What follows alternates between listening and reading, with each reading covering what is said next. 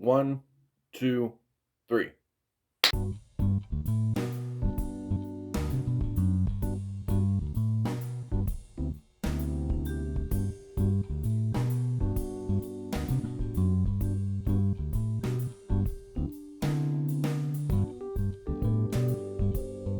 Oh, fine hooligans. A little morning coffee with Juvie, shall we? Jeebers. What a weekend. Friday, had an amazing episode of AEW Rampage. The Batman was released, and I don't know if you can tell by the little hurler necklace and crochet flag over there. There's a fly in the basement. Oh, goodness, this is going to be great to deal with. But I'm a very huge Batman fan. Multiple comics and graphic novels. I got this really cool museum book that has like little things from all the years. I even have this one book. It's actually not even a comic book. It's a story, like a regular novel that you read through. It's called Murder at Wayne Manor. And it is literally a detective story that you're reading through. And it has little pieces of evidence that you look through and you can open up. It's awesome. Look, I need a sip of the coffee. God, still waking up. That's the one thing about these the morning coffee episodes. I love doing them, but I'm still waking up. And it's a little hard sometimes because my mouth doesn't want to work proper. But anyway, Batman gets released on Friday. What a movie, huh? What a movie, folks. And I just a very quick review here. Everybody did their characters so well. Colin Farrell as the Penguin. You don't even realize it's him in the movie.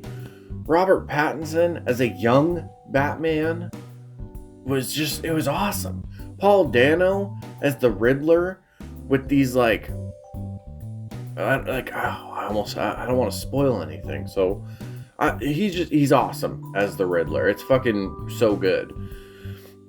Zoe Kravitz as Catwoman. Another Alfred by the great Andy Serkis. My goodness. The action scenes were done amazing.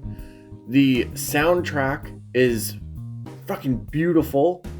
You have these heroic themes with these hints of almost darker tones and everything, just hiding just behind them, waiting to kind of envelop them. It's amazing. I love it. The one thing I really like about this Batman movie, honestly, is the fact that it is a detective story. Yes, we have the action scenes and stuff like that, and we have Batman, with the freaking really dope Batmobile. But this is what the Batman movie that I've been waiting to see. This is a detective story of Batman trying to solve a crime and actually, trying to figure clues out and everything like that. I loved it. Oh, and since we're talking about the Batman, before the Batman, the book that I was listening to, I listened to the audiobook. That was really cool. The way it sets up the Riddler and Batman. It's just they both have a similar story, but they went different paths. Both orphans. This fly is bugging the crap out of me. They're both orphans, but one has Alfred in his life to at least keep him on track or to look out for him. And through that, he teaches Bruce martial arts. Bruce ends up, pretty much using an abandoned train station underneath Wayne Tower, and inadvertently that becomes his bat cave. He has an old muscle car down there that he's constantly improving and trying to get it faster and stronger kind of thing. We see him doing street racing and stuff like that with this muscle car, and even through that he ends up going on his first in a way case. But before he becomes the Batman, or starts at least on that path, when it came time to go to like college and stuff like that, that was really the only thing that he like started using the Wayne family money for. He would use it because he would find out which school was like the top school for like, you know, chemistry and forensics and like that kind of stuff. And he would go and study there. Find another school, like would hear about another school that's the top in their field, so he would go there. And every time he went to a different school, when it was in a different country and or whatever, he would find like the masters of these martial arts and train with them. So when he came back to Gotham, he had like the knowledge and stuff and like the training for the martial arts and everything to kind of start being Batman in a way. It was really cool. And then on the opposite side, we have Riddler, who has always felt invisible. The Wayne Manor has like been turned into the orphanage and everything like that. And they've kept a picture of Thomas, Martha, and Bruce Wayne like before like you walk out the door. And it's just been like a haunting reminder for him. So it's just like we see him have that growing urge to like do something to be remembered and to be seen. And unfortunately that comes in the way of like hurting people and everything. And because he's always had this obsession with like crossword puzzles and just puzzles of all sorts and riddles, that is like a thing that he's like from a kid and growing up, he's always been like kind of like obsessed with. So it becomes part of his persona as like the Riddler when he starts doing these like crimes to other people. And I just thought it was awesome how that was like the book sets everything up and talks about certain things just like in a perfect way to like set up the movie. But yeah, the book and the movie, chef's kiss. And then Saturday was awesome. Had some King of the Dot battles. It was the semifinals for the tournament that they're doing. That was really good. Had a UFC event, and honestly, I'm not gonna go into like the UFC event or anything like that. All I'm gonna say, it's really hard to like enjoy UFC cards for me recently. I don't know why. I think it's just like the rinse and repeat of, you know, the fighters, and I understand they're trying to hype the fight up. They got to try and sell tickets or whatever have you, or sell themselves. But like they always say the same thing, and then you get to the fight, and it doesn't really translate. Like all that talk that they were saying, and like what they want to do and whatever. And you know, I'm a better fighter now. I've improved a lot of things. And you get to the fight, and things aren't really different at all. It's just, eventually it wears on you as a fan. You're like, all right, it's fine. I can miss this one. So I don't know. What can you do, you know? And then Sunday. Oh, goodness. Sunday was AEW Revolution. Their pay-per-view event. It was just so good, folks. So freaking good. And like, again, I'm not going to recap all the matches here. Just like, it's just, it was so good. Hangman Adam Page versus Adam Cole. And like the stories that are surrounding both of those wrestlers and everything. I could go on for an hour about it. Probably more, to be honest. I will say the one thing that kind of bugged me was one of the matches, and I get it because she's a heel, like she's a bad guy, but like Britt Baker, DMD, excuse me, her versus Thunder Rosa. It was a kind of a slower match for like the event, and it's just like there's so much outside interference and distracting the ref from Britt Baker's two friends, and like that's part of wrestling, especially when you're a heel and you bring your friends out. But like, it was just too much on this one. You know what I mean? Like, you got to a point where I'm like, all right, now, like, this is kind of like, it's taking away from the match. And this is personal opinion, so you know what I mean? I don't expect anyone else to agree with me, but yeah, it took away from the match a little bit for me. But overall, great event. Oh, still thinking about it. And Found a copy of Skate 3. That's very exciting. One of the best skateboarding games ever made. And like, I grew up playing Tony Hawk, Pro Skater 1 and 2. Even played the Dave Mira and Matt Hoffman. I know those are BMX, but I'm just saying. But yeah, Skate 3. It's the perfect game when you just want to listen to a podcast or whatever, but you want to throw something on. Play Skate 3. Skate around. Have a little session for yourself. And yeah, and you can just have your podcast playing. It's perfect. It's perfect. And with all of that happening, for me, it was a good weekend.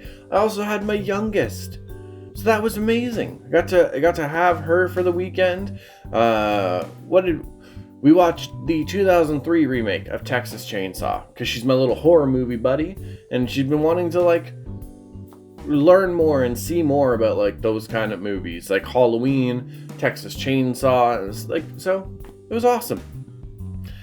Oh my goodness. All of this, and I totally forgot. I finally tried apple cider.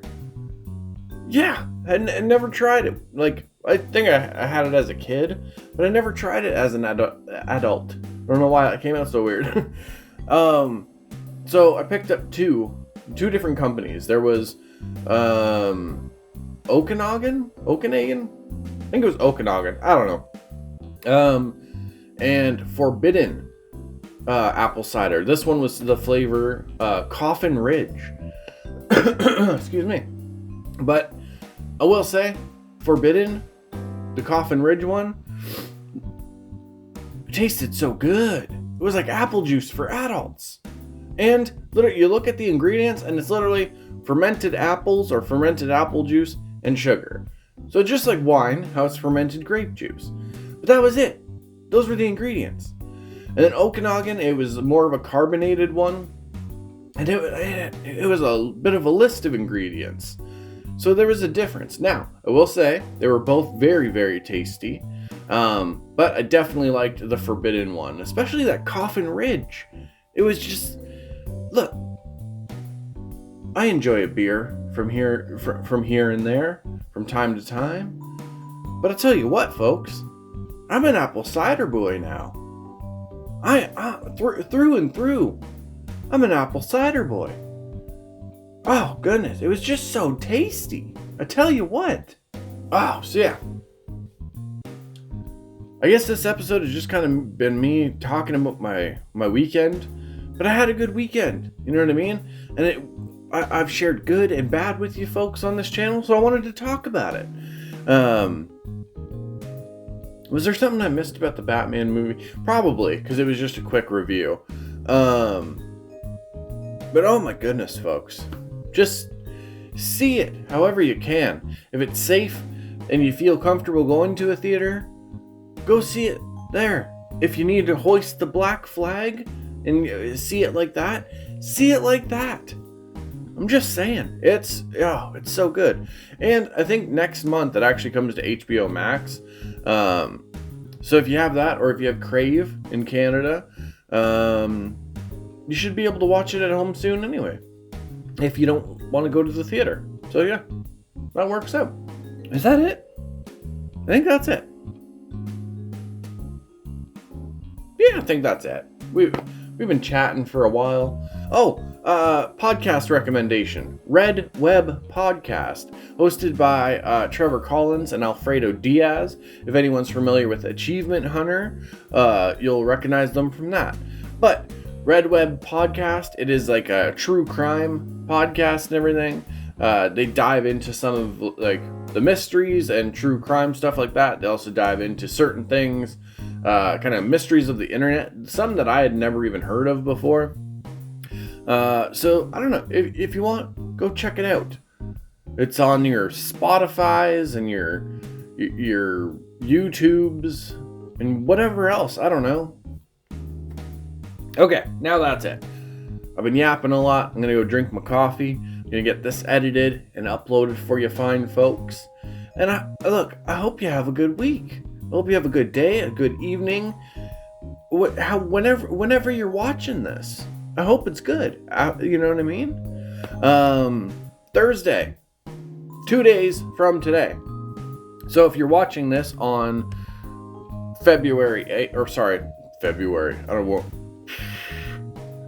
if you're watching this on March 8th, 2 days from now, March 10th, it'll be the 7-year anniversary of the channel. We're going to do a hooligan hangout at 8 o'clock. Hang out, we're going to talk, we're just going to chat, have a good old time, as it were. So, come hang out if you can. If you can't, it'll be up on the channel for you to enjoy after the fact. If this is the fact, it'll be after it, So just saying. Either way, mucho love, you fine hooligans. I'm going to get on out of here now. If you want to support the channel any further, links are in the description. We got merch stores, which I'm going to be overhauling and taking some designs down, adding some new designs in the coming months. And yeah, there's just the links are down there. Go check it out. So, mwah, mwah, mwah, for you beautiful fat J's. All my quiet kids, freaks, and weirdos, for the love of everybody, keep being weird. Thank you.